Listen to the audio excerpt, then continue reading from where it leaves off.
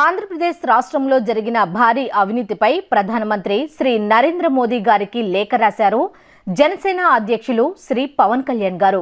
ఆంధ్రప్రదేశ్లో వైసీపీ ప్రభుత్వ హయాంలో గృహ నిర్మాణాల్లో జరిగిన అత్యంత భారీ అవినీతిపై దృష్టి సారించి వెంటనే సీబీఐతో విచారణ చేయించాలని గౌరవ ప్రధానమంత్రి నరేంద్ర మోదీని కోరుతూ పవన్ కళ్యాణ్ శనివారం లేఖ రాశారు.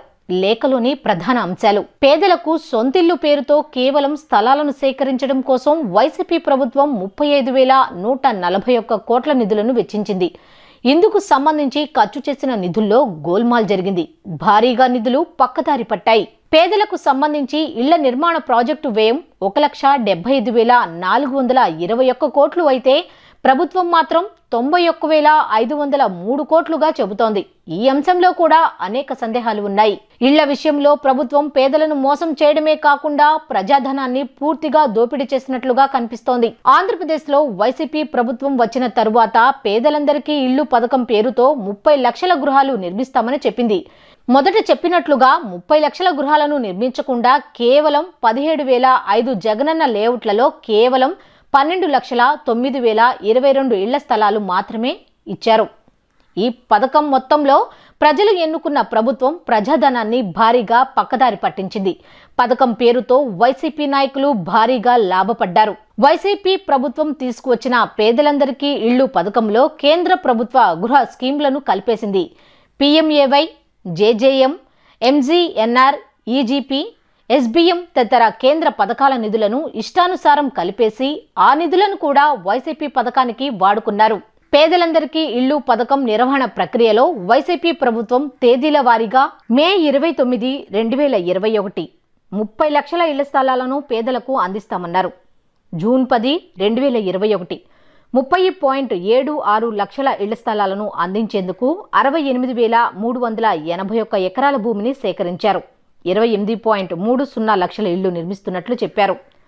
అక్టోబర్ 7, 2022 31 ఇళ్ల స్థలాలు, ఒక్కో స్థలం ఖరీదు 5 నుంచి 10 లక్షలు అని తెలిపారు. మార్చి 17, 2022 30.76 లక్షల ఇళ్ల స్థలాలు. దీనికోసం 71,811 ఎకరాల భూమి సేకరించారు.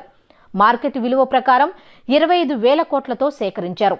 మే 29, 2022 30 లక్షల ఇళ్ల స్థలాల పంపిణీ అని ప్రకటన చేశారు. నవంబర్ 9, 2022 30.20 లక్షల ఇళ్ల స్థలాలను పంపిణీ అని గృహ నిర్మాణ శాఖ మంత్రి ప్రకటన చేశారు. డిసెంబర్ 30, 2022 21.26 లక్షల లబ్ధిదారుల కోసం చేస్తామన్న ఖర్చు 53,296 కోట్లు. ఇళ్ల స్థలాల పట్టాలు మొత్తం 30.76 లక్షలు.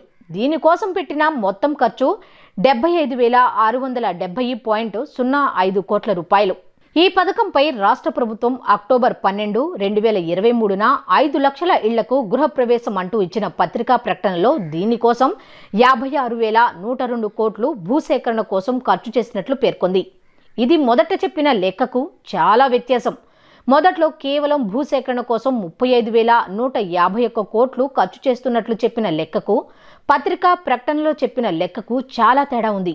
గృహ నిర్మాణం కోసం వైసీపీ ప్రభుత్వం గత 5 రాష్ట్ర బడ్జెట్లలో 23,106.85 కోట్ల మేర కేటాయించింది. అయితే దీనిలో వ్యయం చేసింది మాత్రం కేవలం 11,358.87 కోట్లు మాత్రమే.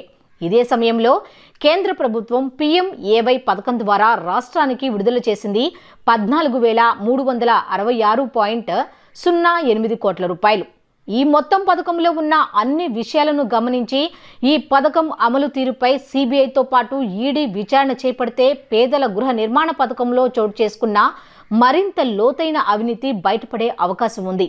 వేల కోట్లు ప్రజాధనం ఏ విధంగా పక్కదారి పట్టిందో బయటపడుతుంది అంటూ పవన్ కళ్యాణ్ లేఖలో పేర్కొన్నారు.